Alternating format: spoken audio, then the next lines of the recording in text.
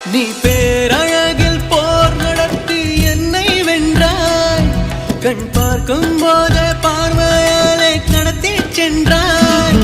நான் பெண்ணாக பிறந்ததற்கு அர்த்தம் சொன்னாய். முன்னறியாத வெட்கங்கள் நீயே தந்தாய். என் உலகம் தனிமை காடு. நீ வந்தாய் பூக்களோடு. இனி தொடரும் கனவுகளோடு. பெண்ணே பெண்ணே நீ இல்லை என்றால் என்னவே? நெருப்போடு வெந்தே மண்ணாவே.